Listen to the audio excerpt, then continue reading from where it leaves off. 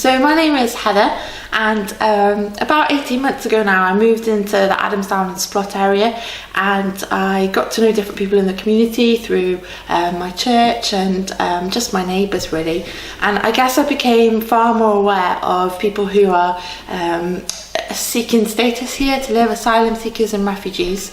And I got to know some girls who were some of them my age and some of them quite a bit younger, and they were accessing English classes and some of them going to college, but when it came to being physically active they weren't really doing much. So I offered for them to come along to my netball club with me at the end of the season. Before I knew it, we were registered with Welsh Netball, we were applying for funding from Your Amazing Project and various other things, and we started a netball club for girls and women who were asylum seekers, refugees in Cardiff.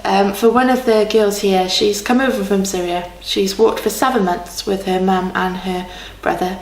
They came over on a boat, which you would have seen on TV, and they nearly drowned. The mum nearly drowned on the boat because it capsized and they got rescued.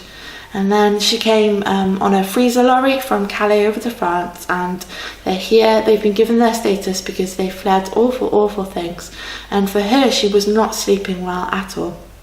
And a few weeks into netball, she said to me, Wednesday night is the one night that I sleep well, I sleep soundly, because I've played netball, I've had a good time with my friends, and I, my body feels like it's done exercise. I go home and I can sleep. And that's true for many of the women here. Wednesday night's a night where they sleep well. A lot of them, I see them out of netball, and I don't see them just be free and who they are often. I catch glimpses of them laughing, but there's always a sadness and a heaviness in their heart because what they've been through and are going through is awful. And yet I see more than glimpses of them smiling, being happy, laughing, joking, banter, all the things that I see in my netball team, I see happen on that netball court.